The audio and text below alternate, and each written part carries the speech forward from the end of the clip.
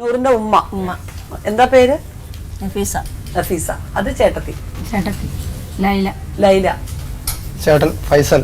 Faisal. Faisal work ചെയ്യുന്നുണ്ടോ? അതെ, ഞാൻ റെസ്റ്റോറൻറ്റ് ഉണ്ട്. ലൈലയോ? വർക്ക് ചെയ്യുന്നില്ല. ഹസ്ബൻഡ് വർക്ക് ചെയ്യുന്നുണ്ട്. ലൈല ഉമ്മയുടെ കൂടെയാണോ താമസം, അതോ വേറെയാണോ?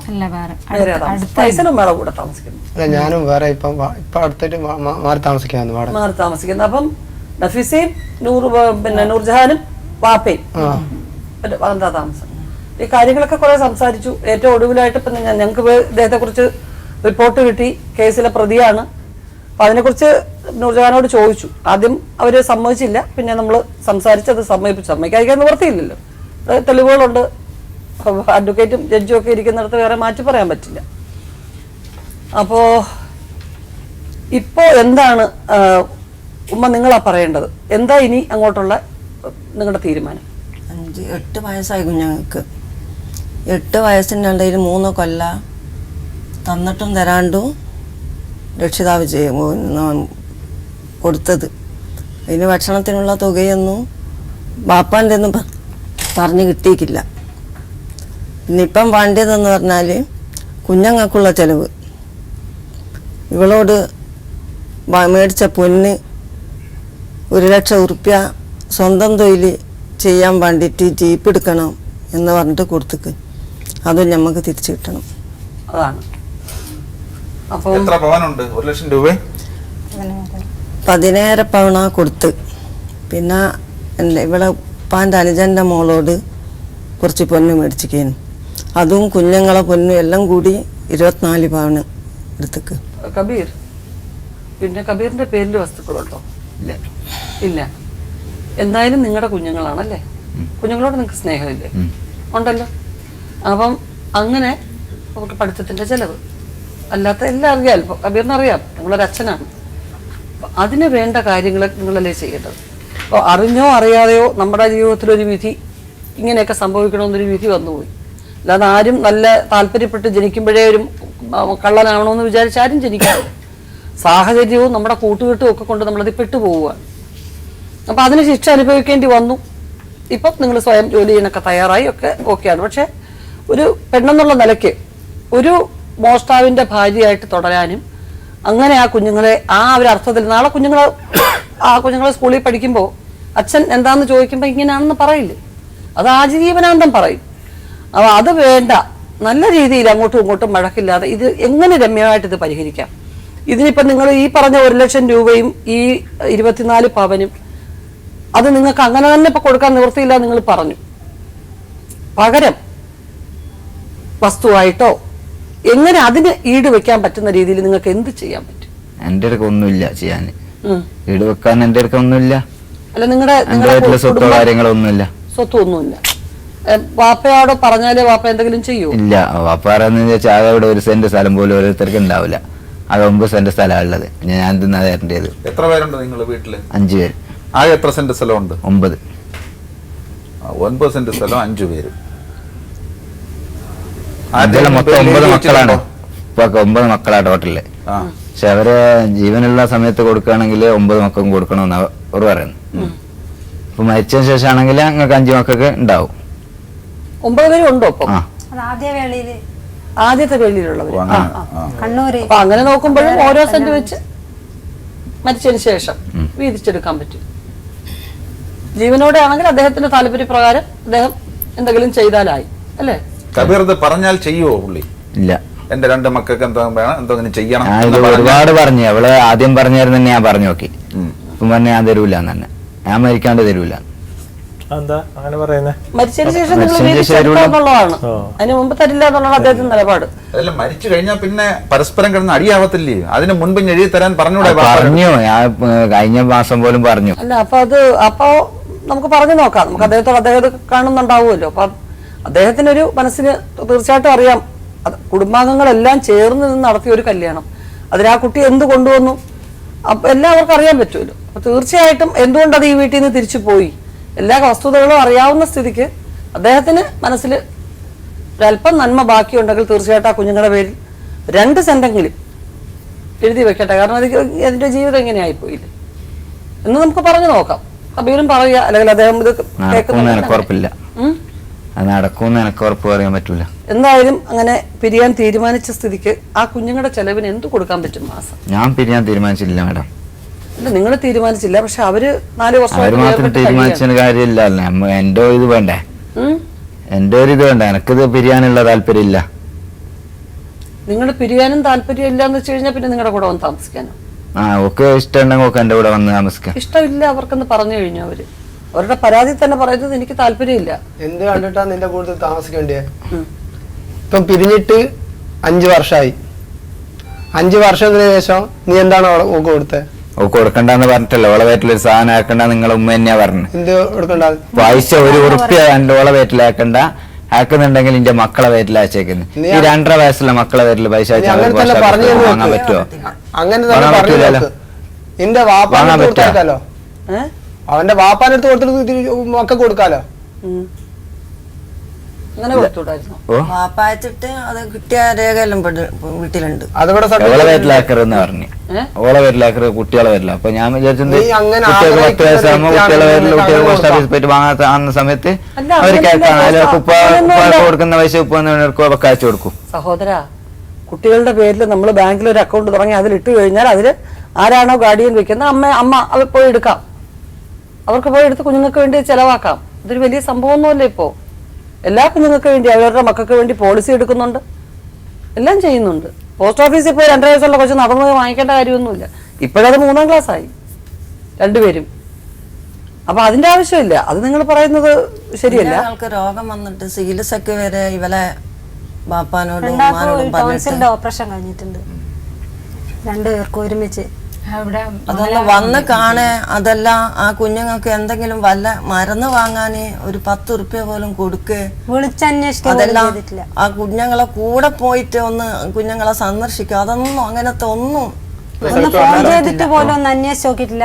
പിന്നെ ഞാൻ ഒരുപാട് പ്രാവശ്യം അവളെ വിളിച്ചു. അങ്ങോട്ട് വന്നു കഴിഞ്ഞാൽ അടിച്ച് കാലം മുറിച്ചാലോ ഇങ്ങനെയാക്കും ഇങ്ങനെയാക്കും എന്നല്ല അവളെ ആൾക്കാരും. കാരണം ഞാൻ നേരിട്ട് പറഞ്ഞു, ഇവൻ ഫോൺ വിളിച്ചിട്ട് ശല്യം പെങ്ങളെ ശല്യം ചെയ്യുന്ന കൊണ്ടിട്ട് ഞാൻ ഇവനോട് പറഞ്ഞിട്ടുണ്ട്, നീ മേലാ ഫോൺ വിളിക്കരുത്, നീ ആയിട്ടുള്ള ബന്ധം തീരുമാനിച്ചതാണ്.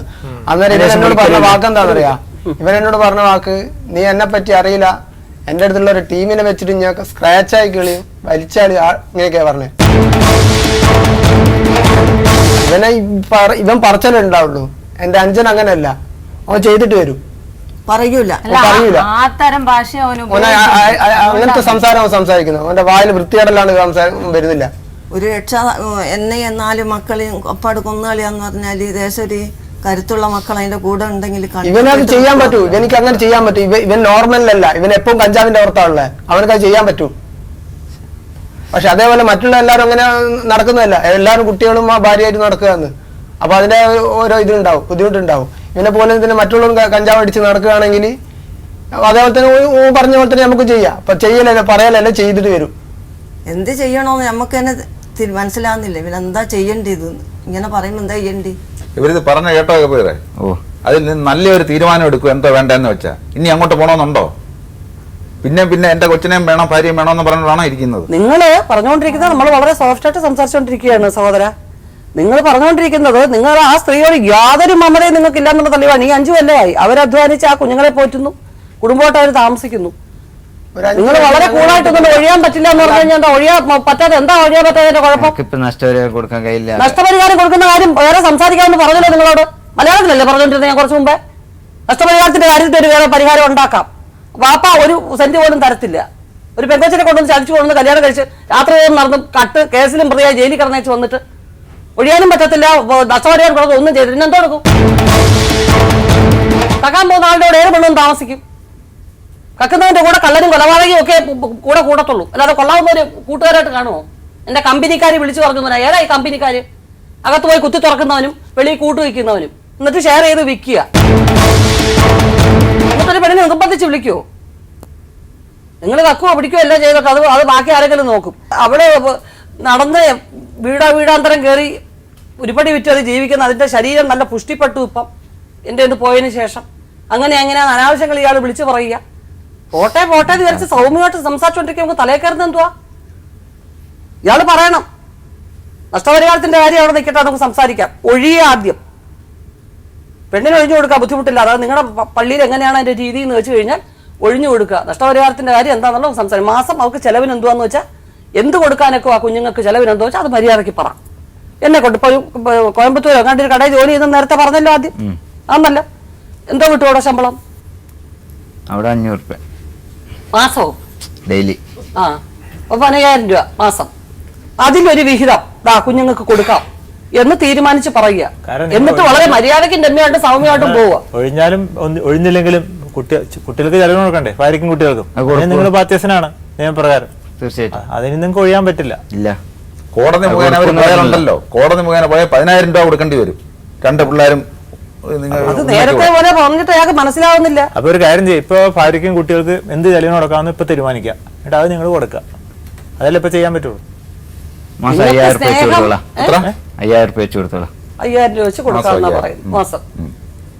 5,000 വളരെ കുറവാണ്, എന്നാലും നമുക്ക് കുറച്ചുകൂടെ കൂട്ടാൻ പറ്റുമോ നിങ്ങൾ നോക്കുക. കാരണം 2 കുഞ്ഞുങ്ങൾ നിങ്ങൾക്ക് നിങ്ങളുടെ ഉള്ളിൽ ഭാര്യയോടും കുഞ്ഞുങ്ങളോടും ഒരു സ്നേഹം ഉള്ളത് കൊണ്ടാണല്ലോ നിങ്ങൾ വീണ്ടും വരാൻ പറഞ്ഞല്ലേ കബീർ? നിങ്ങളുടെ ഉള്ളിലുണ്ട് നിങ്ങൾ ചെയ്തൊക്കെ തെറ്റായി പോയി, ഇനി അങ്ങനെ ജീവിക്കരുത്, എൻ്റെ കുഞ്ഞുങ്ങളെ കാണണം എന്നൊക്കെ നിങ്ങൾക്ക് ആഗ്രഹമുണ്ട്. അപ്പൊ ഈ നമ്മുടെ ജീവിതത്തിൽ ഇങ്ങനെ സംഭവിച്ച സ്ഥിതിക്ക് ഇനി ഇട്ട് ഞെക്കി പിടിക്കാതെ എന്നെ കൊണ്ട് കഴിയുന്നത് ഇതാ ചെയ്യുന്നത്. നാളെ അതുങ്ങൾ വളരുന്നതിനനുസരിച്ച് ചെലവുകൾ കൂടും. അതൊക്കെ കബീറിനറിയാം. കബീർ പുറത്തെത്താ സ്ഥലങ്ങളിൽ പോകുന്ന ആളാ അല്ലേ? ഒരു മക്കളെ വളർത്താൻ എന്തെല്ലാം പാടുപെടണം. ഭാര്യയ്ക്കും മക്കൾക്കും ചെലവിന് കൊടുക്കാൻ നിങ്ങൾ ബാധ്യസ്ഥനാണ്. ഇപ്പൊ നിയമപരമായിട്ട് നിങ്ങൾ കോടതിയിൽ പോയി കഴിഞ്ഞാലും മാസങ്ങളോളം നടന്നിട്ട് അവസാനം ആ തീരുമാനത്തിൽ തന്നെ എത്തും. അങ്ങനെ ഒരു ബുദ്ധിമുട്ടുണ്ടാവണ്ട. എന്തിനാ പിന്നെ നിങ്ങൾ ഈ ഓരോ കോടതി ചെല്ലുമ്പോഴും അവിടെ ഇതുപോലെയുള്ള കിടു വക്കീലന്മാരായിരിക്കും. അവസാനം ഈ അവിടെ കട്ടില്ലേടാ, ഇവിടെ കട്ടില്ല, അവിടെ കുത്തി തുറന്ന് എന്തുവാ, ഇവിടെ എന്തോ, ഇതൊക്കെ ചോദിക്കും. എന്തിനാ ഇത് കേൾക്കാൻ നിൽക്കുന്നത്? മനസ്സിലായോ? 5,000 രൂപ കൊടുക്കും. അത് എങ്ങനെയാ കൊടുക്കുന്നത്, ഏത് അക്കൗണ്ട് വഴിയാണെന്നുള്ളത് നിങ്ങൾക്ക് തെളിവ് വെച്ചോ നിങ്ങൾ കൊടുക്കുന്നുള്ളത്. പോസ്റ്റ് വഴി അയക്കുള്ളൂ. പോസ്റ്റ് വഴി. ശരി, പോസ്റ്റ് വഴിയെങ്കിൽ പോസ്റ്റ് അങ്ങനെ ആയിക്കോട്ടെ. പോസ്റ്റ് വഴിയാണോ നല്ലത് അതോ മണി ഓർഡർ ആണോ നല്ലത്? പോസ്റ്റ് വഴി ആണോ അല്ലേ? എന്ത് തെളിവ് തെളിവുണ്ടാവില്ല. ഉണ്ട്, ബാങ്കിലിട്ടാലും ആവും. എന്നാലും ഇങ്ങനെ ആയിക്കോട്ടെ. 5 വർഷമായിട്ട് ഇവനിക്ക് ഇത്രേ കൊടുക്കാൻ പറ്റുള്ളൂ. ഒരു മാസത്തിൽ ഇത്ര 15,000 രൂപ ശമ്പളം എന്ന് പറഞ്ഞു. ജോലി ചെയ്യുന്നുണ്ടെങ്കിൽ, ജോലി ചെയ്യുകയാണെങ്കിൽ 15,000 രൂപ ശമ്പളം എന്ന് പറഞ്ഞു. ഇവനിക്ക് എത്ര ഒരു മാസത്തില് അത്രയും ഭാര്യയും മക്കളോടും അത്ര സ്നേഹം ഉണ്ടെങ്കിൽ ഇവനിക്ക് എന്തൊക്കെ ചെയ്യാൻ പറ്റും? അല്ലേ കബീർ? എന്താ പറയാ? ഓളെ വാശി കൊണ്ടാണ് ചെയ്യേണ്ടിരുന്നത്. ആ വാശി പോട്ടെ. അല്ല, അന്നേരം ഒരു വാശി അത് നമ്മൾ പറയണ്ട. അതെന്തോ ആയിക്കോട്ടെ, വാശിക്ക് വാശി. അങ്ങനെ ഇപ്പം പിന്നെ കബീർ വാശി ഉപേക്ഷിക്കാം. നമുക്ക് അങ്ങനെ വാശിയില്ല ആരോടും. നമ്മൾ അവരെ ജോലി ചെയ്യുന്നതിനോ അല്ലെങ്കിൽ മറ്റു കാര്യങ്ങൾക്കോ പോകുന്നതോ വരുന്നതിനെ കുറിച്ച് നിങ്ങൾ വറിയിടാവേണ്ട കാര്യമില്ല. എന്തായാലും ഞാൻ അതിനെപ്പറ്റി പറയില്ലല്ലോ. ഒന്നും പറയണ്ട. അവരെ ഫോണിൽ വിളിച്ച് അനാവശ്യങ്ങൾ പറയുക, അവരുടെ കുടുംബങ്ങളെ ഇതിന്റെ ഒന്നും ആവശ്യം. ഞാൻ വിളിക്കലേ ഇല്ല. ഇപ്പൊ ഞാൻ എത്ര അവളെ വിളിക്കാത്ത അവരാരെങ്കിലും നിങ്ങളുടെ കുടുംബത്തിലുള്ളവരെ വന്നേരാണ് ഞാൻ വിളിച്ചത്.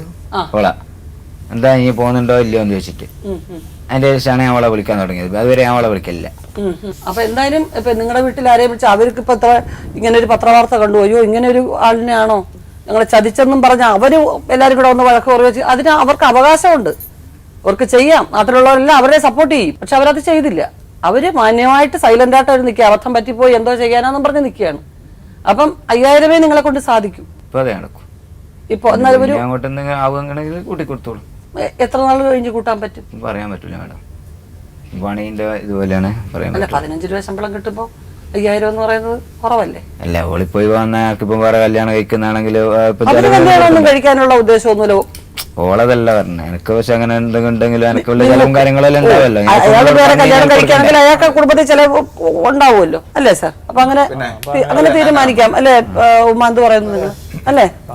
പിന്നെ സാർ ആ 1,00,000 രൂപ ഇത്ര സമയപരിധിക്കുള്ളിൽ കുറേശ്ശെയായിട്ട് കൊടുത്തുകൊള്ളാം എന്നുള്ളവർ അത് എത്ര സമയം കൊണ്ട് കൊടുക്കാനൊക്കെ നിങ്ങൾ വാങ്ങിച്ച് നിങ്ങൾ ജീപ്പിനായിട്ട് നിങ്ങൾക്ക് തന്നു, അല്ലെങ്കിൽ അവരുടെ 17.5 പവൻ എന്തോ ചിലവായി. നമ്മൾ ഇനി അതിലേക്ക് പോകുന്നില്ല. നിങ്ങൾക്കൊരു 1 വർഷം സമയം തന്നാൽ കുറേശ്ശെയായിട്ട് നിങ്ങളെ കൊണ്ട് കഴിയുന്ന രീതിയിൽ നിങ്ങൾക്ക് തിരിച്ചു കൊടുത്തുകൂടെ? അവരുടെ ആ 24 പവൻ എന്ന് പറഞ്ഞു. 24 പവൻ എന്നൊക്കെ പറയുന്നത് നമുക്ക് ഉടനെ നിങ്ങൾക്ക് കൊടുക്കാൻ പറ്റും. ശരി, 15 പവൻ. 15 പവനെ ഏൽക്കുന്നുള്ളൂ. ബാക്കിയുള്ള കണക്ക് നിങ്ങൾ പറയണ്ട. 15 പവൻ നിങ്ങൾക്ക് എത്ര സമയം കൊണ്ട് നിങ്ങൾക്ക് തിരിച്ചു കൊടുക്കാൻ പറ്റും? 1 വർഷം സമയം തന്നു കഴിഞ്ഞാൽ കുറേശ്ശെ 2 വർഷം ഇപ്പം പറയാൻ പറ്റൂല. അത്ര ഉറപ്പ് ഇത്ര വർഷം എന്നുള്ള കറക്റ്റ് പറഞ്ഞു കഴിഞ്ഞാൽ കറക്റ്റ് തരേണ്ടി വരും. അതുകൊണ്ട് ഉറപ്പ് പറയാൻ പറ്റൂല. സമയം വെക്കേണ്ട, തിരിച്ചു കൊടുക്കാൻ തയ്യാറാണ്. സമയം വെക്കേണ്ടെന്ന് എന്നെ കൊണ്ട് കഴിയുന്ന ദിവസം ഞാൻ തിരിച്ചു കൊടുക്കും. എന്താ വെച്ചാൽ കുറച്ചായിട്ട് 1,00,000 തിരിച്ചു കൊടുക്കും. ആ സമയത്ത് ഒഴിവായി കൊടുക്കുള്ളേ. കഴിയുന്ന വേഗം തിരിച്ചു കൊടുക്കാം എന്നാണോ നിങ്ങൾ പറയുന്നത്? കഴിയുന്ന വേഗം എന്നെ കൊണ്ട് എപ്പോ കഴിയുന്ന ആ സമയത്ത് ഞാൻ തിരിച്ചു കൊടുക്കും. തിരിച്ചു കൊടുക്കാണ്ടിരിക്കൂല, കൊടുക്കും. അങ്ങനെ വെക്കാൻ പറ്റൂല കബീർ. എല്ലാം നമ്മള് ഡേറ്റ് നിയമം എനിക്ക് കഴിയാത്ത കാര്യങ്ങളെ വെക്കാൻ പറ്റില്ല. ഡേറ്റ് അല്ല. ഇപ്പൊ നമ്മൾ ഇപ്പൊ എന്റെ അടുത്തൊരു കാര്യം ചോദിച്ചു കഴിഞ്ഞാൽ എനിക്ക് എത്ര പാങ്ങുണ്ടെന്ന് എനിക്കല്ലേ അറിയാനൊക്കത്തുള്ളൂ. എത്ര നാളുകൊണ്ട് തീർക്കാനൊക്കെ, 1 കൊല്ലം കൊണ്ട് തീർക്കാനൊക്കെ, 2 കൊല്ലം കൊണ്ട് തീർക്കാനൊക്കെ. ഒരു കൊല്ലം വെക്കാം. അങ്ങനെയല്ലേ പറയാൻ പറ്റുള്ളൂ. ആവശ്യപ്പെടുക സമയം നീട്ടി തരണം. ഒരു സമയം പറയാതെ നമുക്ക് ഒന്നും പറയാൻ പറ്റൂല. 2 കൊല്ലം 3 കൊല്ലം ഒക്കെ അല്ല, 1 കൊല്ലം 2 വർഷം. അവർക്ക് 2 വർഷം അവർക്ക് ഇത് നടക്കാൻ കഴിയില്ല. ആർക്കാ? അല്ല, 1 കൊല്ലം കൊണ്ടൊന്നും ഞാൻ അവരോട് ഇതാക്കാനൊന്നും കഴിയില്ല. വേണ്ട കബീർ, അങ്ങനെയല്ലേ പറഞ്ഞു. അതുകൊണ്ടാണ് ഞാൻ ചോദിക്കുന്നത്. കബീറിന് പറ്റുമെന്നുള്ള സമയം കബീർ വേണ്ടേ പറയാൻ. 2 വർഷം ജീവനോട് ഉണ്ടെങ്കിൽ കൊടുക്കും. 2 വർഷം എന്നോ സമയം വെക്കാം. 1 ലക്ഷം രൂപയും എത്ര പവനാ? 15 പവനെ ഉള്ളത്. പോട്ടെ, 15 പവൻ അദ്ദേഹത്തിന്റെ കയ്യിലെത്തി. പിന്നെ അളവിൽ ഉള്ള കാര്യങ്ങളെ പറയാൻ പറ്റുള്ളൂ, അതിൽ കൂടുതൽ പറയാൻ പറ്റൂല. അങ്ങനെയാണെങ്കിൽ എനിക്ക് എന്റെ മക്കളെ കാര്യത്തിലൊരു തീരുമാനം ഉണ്ടാണ്. അല്ല, 5 വർഷമായി നിങ്ങളുടെ കൊച്ചുങ്ങളെ കണ്ടാ തിരിച്ചറിയാവോ? ഇവിടെ ഒന്ന് കണ്ടിട്ട് സംസാരിച്ചോ? കണ്ടായിരുന്നോ നിങ്ങള്? 5 കൊല്ലമായില്ലേ നിങ്ങൾ? അവർക്ക് നിങ്ങളെ തീരെ കുഞ്ഞിലല്ലേ കണ്ടത്? അവർക്ക് മനസ്സിലാവണ്ടേ നിങ്ങളെ? പല പിള്ളേരെ ഒരുമിച്ച് നിർത്തിയാലേ അവിടെ ഐഡന്റിഫിക്കേഷൻ പരേഡ് നടത്തി നിങ്ങൾക്ക് തിരിച്ചറിയാവോ നിങ്ങളുടെ മക്കൾ ഇന്നരാ? അറിയാവോ? എന്റെ മക്കളൊക്കെ മനസ്സിലാവും. അറിയാം.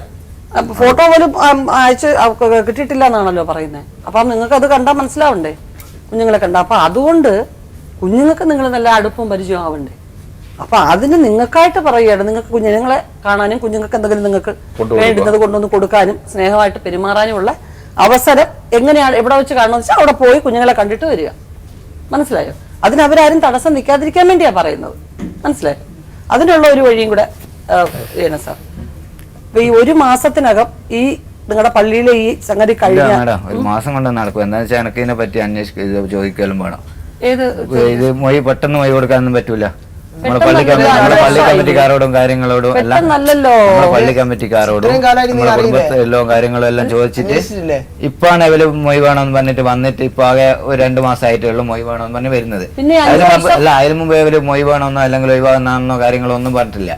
എന്റെ കടമ്പൂരി തന്നെ ഞാൻ വരും, എന്റെ കടമ്പൂരി തന്നെ ഞാൻ വരും എന്നേ അവള് പറഞ്ഞിട്ടുള്ളൂ എന്നോട്. അല്ല, നിങ്ങളെ പറ്റി ഈ പത്രത്തിൽ വരുന്നവരെ അങ്ങനെ തന്നെയാണ് വിചാരിച്ചിരുന്നത്. അതിന്റെ ശേഷം മേഡം പത്രത്തിൽ വന്ന് ഇപ്പൊ 2 മാസം മുമ്പ് ഇവിടുത്തെ ലെറ്റർ വന്നതിന് ശേഷം ഞാൻ അവളെ വിളിച്ചു വെച്ചാൽ അവള് പറഞ്ഞത് ഒന്നിക്കണ്ട ആടെ വന്നിട്ട് ഒപ്പിട്ട് തരും അല്ലെങ്കിൽ എന്റെ കടമ്പ് എടുത്ത് തരും എന്നാ ഞാൻ വരാൻ അല്ല ഒന്നും പറഞ്ഞത്. അല്ല, ഇപ്പൊ ഒരു 6 മാസം ഗ്യാപ്പ് വരണം. എന്നിട്ട് ഒരു 6 മാസം എന്നിട്ട് വെച്ചാൽ ഇതിനെ പറ്റിയിട്ട് ഒന്ന് അന്വേഷിക്കാനോ പറയാനോ എല്ലാം ഉണ്ട്. നാട്ടുകാരോട് ചർച്ച ചെയ്യാനും. നൂർജഹാൻ എന്താ പറയുന്നത്? ജീവിതത്തിൽ ഒരിക്കലെങ്കിലും പുള്ളിയായിട്ട് രമ്യതപ്പെടാൻ സാധ്യതയുണ്ടോ? ഏത് കാരണവശാലും? ഒരു കാരണവശാലും ഒന്നുമില്ല. അത് കേട്ടല്ലോ. പിന്നെ എന്തിനാ നിങ്ങൾ ഇങ്ങനെ പിടിച്ചോണ്ടിരിക്കും? വല്ല തേങ്ങയോ മാങ്ങയാണോ പോക്കറ്റ് വെച്ചോണ്ട് പോവാ? ജോലി ചെയ്യല്ലേ, ജോലി ചെയ്ത് നല്ലവനായിട്ട് ജീവിക്കുകയാണെങ്കിൽ ഈ മക്കൾക്ക് വേണ്ടി ഒരു പുനർചിന്തനം നടത്താമോ? മാഡം, ഞങ്ങളെ മതത്തില് ഈ വ്യഭിചാരം ചെയ്യുന്ന ആൾക്കാർക്കും ഈ മദ്യം വെച്ച് ജീവിക്കുന്ന ആൾക്കാർക്കും തൗബ ചെയ്താൽ പുറത്തു കൊടുക്കും. പടച്ചോൻ തൗബ ചെയ്ത് കഴിഞ്ഞാൽ പൊരുത്തപ്പെട്ടു കൊടുക്കും. മോഷണമായിട്ട് നടക്കുന്ന ഒരു വ്യക്തിക്ക്, ഒരു മനുഷ്യന് തൗബ ചെയ്താലും പുറത്തു കൊടുക്കൂല. അപ്പൊ പടച്ചോൻ തൗബ പുറത്തു കൊടുക്കാൻ തയ്യാറില്ലെങ്കിൽ പടച്ചോന്റെ അടിയനായ ഞാൻ പുറത്തു കൊടുക്കാൻ ആളല്ല. ഒരു സ്ത്രീയായിട്ട് ഒരു ബന്ധമുള്ളതാണെങ്കിലും ഞാൻ ക്ഷമിച്ചു കൊടുക്കും.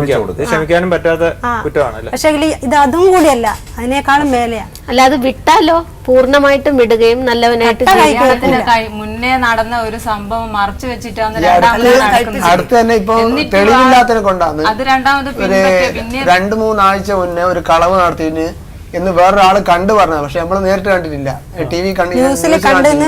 അത് വ്യക്തമാകാത്ത ഒരു കാരണം കൊണ്ടാണ് ഞങ്ങൾ അത് പറയാത്തത്. ഇവന്റെ ഫോട്ടോ TV കാണിച്ചിട്ടുണ്ട് ഒരു 3 ആഴ്ച മുന്നേ. മാത്രമല്ല കാണിച്ചില്ലേ? അതുകൊണ്ടാണ് ഞാൻ പറഞ്ഞ വന്നപ്പോഴേ എനിക്കൊരു കണ്ട് പരിചയം ഉണ്ടെന്ന് പറഞ്ഞു. മനസ്സിലായല്ലോ? അതെല്ലാം കൂടെ കൂട്ടിച്ചേർത്ത് വെച്ചാ പറഞ്ഞു. അങ്ങനെ പോലീസ് അന്വേഷണമോ കാര്യങ്ങളോ ഒന്നും ഉണ്ടായിട്ടില്ലല്ലോ ഇതിന്റെ ഈ കേസ് കഴിഞ്ഞതിന് ശേഷം. ഇതുമില്ല. പിന്നെ അങ്ങനെ TV കാണിച്ചിട്ടുണ്ടെങ്കിൽ നമ്മളാരും വേറെ ആരെങ്കിലും പറയുന്ന കേൾക്കൂലേ? ഇപ്പം ഇത് ഇനി കബീറിന്റെ കയ്യിലാണ്. കബീർ വീണ്ടും കോടതി കയറി കബീറിന്റെ എല്ലാ കാര്യങ്ങളും കുഴപ്പങ്ങളാക്കാനാണോ കബീറിന്റെ ഉദ്ദേശം? ഞാൻ നിങ്ങളോട് നേരത്തെ പറഞ്ഞു, ഇത് നിങ്ങൾക്കും ഇതിൽ നിന്ന് ഒരു രക്ഷയായിട്ടാണ് പറഞ്ഞത്. നിങ്ങൾ ഒരു കല്യാണത്തിന്റെ കാര്യം കൂടെ പറഞ്ഞു. നിങ്ങൾ എനിക്കൊരു കല്യാണം കഴിച്ചാൽ ചെലവിന് കൊടുക്കണ്ടേ എന്നും പറഞ്ഞു. അങ്ങനെ ഒരു ജീവിതം നിങ്ങൾക്കും ആകാം. അതുകൊണ്ടാണ് പറഞ്ഞത്.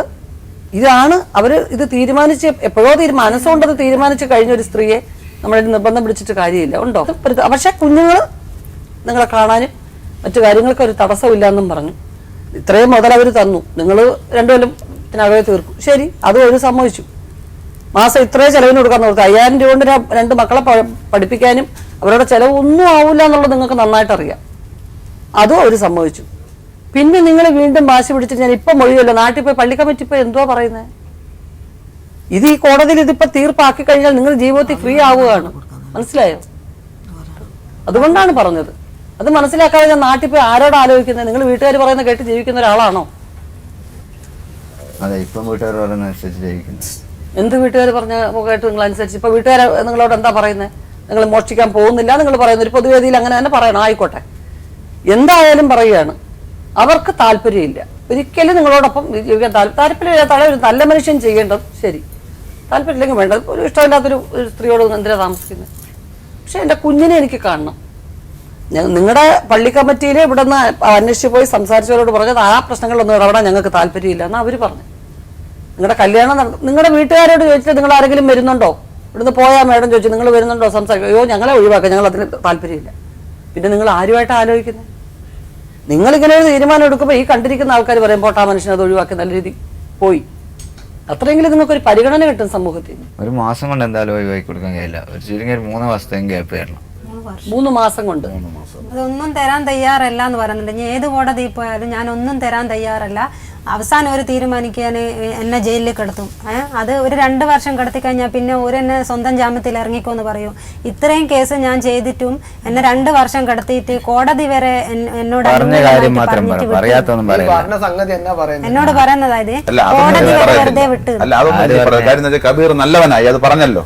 കബീറിന്റെ എല്ലാ കാര്യങ്ങളും മാറ്റിവെച്ച് ഒരു പുതിയ ജീവിതം തുടങ്ങിക്കഴിഞ്ഞു. അതുകൊണ്ട് ഇനി ജയിലിൽ കിടക്കാനൊന്നും തയ്യാറാവത്തില്ല. അത് പറയണ്ട, പഴയതെല്ലാം കഴിഞ്ഞു. ഇവിടെ പുതിയൊരു ജീവിതമാണ്. കബീറിന് വേണമെങ്കിൽ വേറെ ജീവിതത്തിലേക്ക് കിടക്കാം. മനസ്സിലായില്ലേ? തീർച്ചയായിട്ടും. കേസും വഴക്കും ഒന്നുമില്ല നമുക്ക് ഇവിടെ വെച്ച് എഴുതാം. അത് മനസ്സിലാക്കും. കബീർ ഇതും കോടതിയാണ്. അത് വലിയ കോടതിയിൽ പോയാൽ വലിയ രീതിയിലും ദീർഘകാലവും ഒരുപാട് കോമ്പൻസേഷനും ഇതിന്റെ പലിശയും എല്ലാമായിട്ട് പോകും. പക്ഷെ ഇതാണെങ്കിൽ ചെലവില്ലാതെ കോടതി തന്നെയാണ്. അപ്പൊ അത് വളരെ നിസ്സാരമായിട്ട് കാണണ്ട. നിങ്ങൾക്ക് കിട്ടുന്നൊരു സഹായമാണ് ഈ കെൽസൈഡ് ആഭിമുഖ്യത്തിൽ നടത്തുന്ന ഈ കോടതി. മനസ്സിലായോ? വേഗം തീരുക, അലച്ചിലിന്റെ ഒന്നും കാര്യമില്ലല്ലോ. പിന്നെ ഓരോ കോടതിയിലും ഞാൻ പറഞ്ഞതുകൊണ്ടാണ് പഴയതൊക്കെ ചകഞ്ഞെടുത്ത് ഓരോന്ന് ചോദിച്ച് നമ്മുടെ മാനസികമായിട്ട് വിഷമം. ഇനി ഒരു ജീവിതത്തിൽ കബീറിനുണ്ടാവണമെങ്കിൽ അവിടെ അത് തടസ്സമാവൂലേ? അല്ലേ? പ്രായം മുമ്പോട്ട് പോയിക്കൊണ്ടിരിക്കുകയല്ലേ? അതുകൊണ്ടാണ് വേഗം തീർക്കാൻ പറഞ്ഞത്. 1 മാസം എന്ന് ഞാൻ പറഞ്ഞത് മിനിമം സമയം. സാധാരണ രീതിയിൽ ഒരു മനുഷ്യനാണെന്നുണ്ടെങ്കിൽ വേണ്ട ഈ നിമിഷം ഞാൻ ചെയ്തേക്കാം എന്നെ വിട്ടാരെന്ന് പറയും, അല്ലേ? അതുകൊണ്ടാണ് ഞാൻ പറഞ്ഞത്. അത് പറയാത്ത എന്താ കാരണം എന്നറിയാം? നിങ്ങൾ ഈ വെക്കുന്ന വ്യവസ്ഥകൾ പാലിക്കുന്നുണ്ടോ ഇല്ലയോ എന്ന് അറിയാൻ വേണ്ടിട്ട് 3 മാസം ഞാൻ പറയുന്നത്. എന്റെ മക്കളെ എനിക്ക് കാണാനുള്ള, ആഴ്ചയിൽ പോയിട്ട് കാണാനുള്ള ഇത് അല്ല. ഇവിടെ ഒരു വ്യവസ്ഥ വെച്ചാൽ അത് മാറ്റാൻ പറ്റൂല കബീർ, അത് മനസ്സിലാക്കുക. ഒരുപാട് ഇത് പറഞ്ഞു മാറ്റിയാൽ നിങ്ങൾക്ക് ഇത് വെച്ചിട്ട് നിങ്ങൾക്ക് നടപടി എടുക്കാം. എനിക്ക് കോടതിയിൽ തന്ന ഈ ഉത്തരവാണ്, ഇവരത് സമ്മതിക്കുന്നില്ല എന്ന് നിങ്ങൾക്ക് അവർക്കതേ നടപടി എടുക്കാൻ പറ്റും. അതുകൊണ്ടാണ് ഞാൻ 3 മാസം സമയം ചോദിക്കുന്നത്. അതല്ല കബീർ, എനിക്കിത് നടപ്പിലാക്കി കിട്ടണം എന്ന് പറഞ്ഞുകൊണ്ട് നിങ്ങളാണ് ഇത് ലംഘിക്കുന്നതെങ്കിൽ അവർക്ക് പോകാം. അവർ ലംഘിച്ചാൽ നിങ്ങൾക്കും പോകാം. നടപ്പിലാക്കി കിട്ടണം. ചുമ്മാതല്ല എഴുതുന്നത്. ഞങ്ങൾ എഴുതുന്ന നോവൽ എഴുതുമല്ല. മനസ്സിലായോ? ആദ്യം മനസ്സിലാക്കണം, ഇത് കോടതിയുടെ പവറാണ് ഇവിടെ ഉള്ളത്. അല്ല നോവൽ എഴുതിക്കൊണ്ടിരിക്കുകയല്ല. പിന്നെ ഇത് കഴിഞ്ഞതിന് ശേഷമേ, മൊഴി ചൊല്ലിയതിന് ശേഷമേ നിങ്ങൾക്ക് കുട്ടികളെ കാണാനുള്ള റൈറ്റ്സ് ഉള്ളൂ. കാരണം ഈ 5 വർഷം കൊണ്ട് നിങ്ങളെ കാണാതെ ഭാര്യയും മക്കളും അകന്നു കഴിയുകയാണ്. ഈ 3 മാസം നിങ്ങൾ റെഗുലറായിട്ട് കുഞ്ഞുങ്ങളെ പോയി കണ്ടിട്ട് പിന്നെ മൊഴിയെല്ലാം നടക്കില്ല. ഇതിവിടെ തീർപ്പാക്കിയാൽ മാത്രമേ നിങ്ങൾ മൊഴി ചൊല്ലിക്കഴിഞ്ഞാൽ അടുത്ത ദിവസം മുതൽ നിങ്ങൾക്ക് നിങ്ങളുടെ കുഞ്ഞുങ്ങളെ പോയി കാണാനുള്ള അവകാശമുണ്ട്. മനസ്സിലായില്ലേ? അതാ പറഞ്ഞത് കേട്ടോ. അതുകൊണ്ടാണ് 1 മാസം എന്ന് പറഞ്ഞത്, അല്ലാതെ നിങ്ങളുടെയും കൂടെ സൗകര്യം നോക്കിയിട്ടാണ് പറഞ്ഞത്. എത്രയും പെട്ടെന്ന് പറയുമ്പോൾ നിങ്ങൾക്ക് ഇതിൽ നിന്നൊരു ഒരു മോചനം നിങ്ങൾക്ക് കിട്ടും. നിങ്ങളുടെ കുഞ്ഞുങ്ങളെ അധികാരപൂർവ്വം നിങ്ങൾക്ക് പോയി കാണാമല്ലോ. ആരോടും ചോദിക്കേണ്ട ആവശ്യമില്ല. അവരെ ഇൻഫോം ചെയ്യുക. ആഴ്ചയിൽ 1 ദിവസം ആ കുട്ടികളുടെ പഠനത്തിനോ മറ്റു കാര്യങ്ങൾക്കോ തടസ്സമുണ്ടാകാത്ത വിധം അവരുടെ എവിടെ സ്ഥലം നിശ്ചയിക്കുന്നോ അവിടെ പോയി കണ്ടുവരാം. നിങ്ങളുടെ കുഞ്ഞുങ്ങൾക്ക് എന്തെങ്കിലും വാങ്ങിച്ചു കൊടുക്കണോ, അവരെ സ്നേഹിക്കണോ ഒക്കെ ആവാമല്ലോ. കുറെ ദൂരെ കൊണ്ടുപോകാൻ പറ്റൂല. എന്തോ മക്കളെ കൊണ്ട് കുറെ ദൂരെ ഒന്നും കൊണ്ടുപോകാൻ അല്ല, എങ്ങും കൊണ്ടുപോകാനല്ല. നിങ്ങൾ എവിടാണോ പറയുന്ന ആ സ്ഥലത്ത് വെച്ച് കുഞ്ഞുങ്ങളുമായിട്ട് സമയം ചെലവഴിച്ച് മടങ്ങാം. അപ്പോ നൂർജഹാനും കബീറും നിങ്ങൾ തങ്ങളിലുള്ള പ്രശ്നങ്ങളുടെ പരിഹാരമായിട്ട് നിങ്ങളുടെ സമ്മതത്തോടു കൂടി പറഞ്ഞിരിക്കുന്ന തീർപ്പാണ് ഇവിടെ വായിക്കാൻ പോകുന്നത് കേട്ടോ. സാർ, നൂർജഹാനും അബ്ദുൽ കബീറും തമ്മിലുള്ള തർക്കങ്ങൾ താഴെ പറയുന്ന പ്രകാരം പരിഹരിച്ചിരിക്കുന്നു. 1. നൂർജഹാനും അബ്ദുൽ കബീറും തമ്മിലുള്ള വിവാഹബന്ധം ഉഭയസമ്മതപ്രകാരം ഒഴിവാക്കാൻ തീരുമാനിച്ചു. മതാചാരപ്രകാരം വിവാഹമോചനത്തിലുള്ള നടപടികൾ 3 മാസത്തിനുള്ളിൽ പൂർത്തീകരിക്കുന്നതായിരിക്കും. 2. അബ്ദുൽ കബീർ നൂർജഹാനും 2 കുട്ടികൾക്കും ജീവിത ചെലവിനായി പ്രതിമാസം 5000 ഉറുപ്പിക നൂർജഹാനെ എല്ലാ മാസവും 10-ാം തീയതിക്കകം ഏൽപ്പിക്കേണ്ടതാണ്. 3. അബ്ദുൽ കബീർ നൂർജഹാന് കൊടുക്കാനുള്ള 1 ലക്ഷം രൂപയും 15 പവൻ സ്വർണ്ണാഭരണവും 2 കൊല്ലത്തിനുള്ളിൽ തിരിച്ചു കൊടുക്കുന്നതാണ്. 4. അബ്ദുൽ കബീറിന് തൻ്റെ കുട്ടികളെ കാണാൻ അവകാശമുള്ളതാണ്. അതിനുവേണ്ടി നൂർജഹാൻ വേണ്ട സൗകര്യം ചെയ്തു കൊടുക്കേണ്ടതാണ്. 5. അബ്ദുൽ കബീർ നൂർജഹാനെ കുട്ടികളെയോ വാക്കാലോ പ്രവർത്തിയാലോ യാതൊരു ഉപദ്രവവും ചെയ്യാൻ പാടുള്ളതല്ല. 2016 ജൂൺ 29-ന് നൂർജഹാൻ, അബ്ദുൽ കബീർ രണ്ടുപേരും ഒപ്പുവെക്കണം.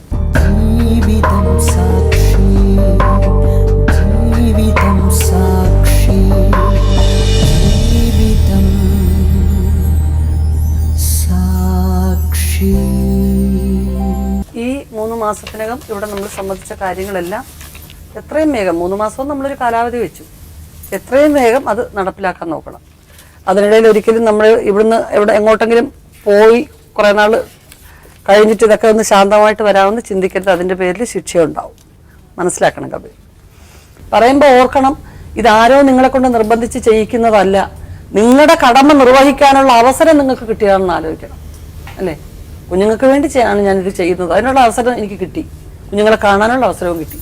എത്ര പെട്ടെന്ന് നിങ്ങൾ ഈ ബന്ധം ഒഴിവാകുന്നു, അതിൻ്റെ അടുത്ത ദിവസം മുതൽ നിങ്ങൾക്ക് കുഞ്ഞുങ്ങളെ കാണാനുള്ള അവസരം ഉണ്ടാവും. മനസ്സിലായി?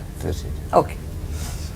അപ്പം അങ്ങനെ തീർക്കണം, അല്ലേ നൂർജഹാൻ? ചെയ്ത് തന്നിട്ടില്ലെങ്കിൽ ഞാൻ എന്താ ചെയ്യണ്ടേ? 10-ാം തീയതി മുതൽ ഇതിന് നിങ്ങൾക്ക് നിയമപരമായിട്ട് നടപടിയായിട്ട് മുമ്പോട്ട് പോകും. എക്സിക്യൂഷനായിട്ട് കോടതി പോകാം. ഇതിപ്പോ നടപ്പിലാക്കി എടുക്കുക എന്നുള്ള മാത്രം ഒരു പരിപാടിയേ ഉള്ളൂ. ഇവിടെ ഇപ്പൊ എഴുതി കഴിഞ്ഞാൽ ഇതങ്ങ് ഹൈക്കോടതി ലീഗൽ സർവീസ് അതോറിറ്റി പോകും. മനസ്സിലായോ? അവിടുന്ന് സീലുമായിട്ടാണ് വരുന്നത്.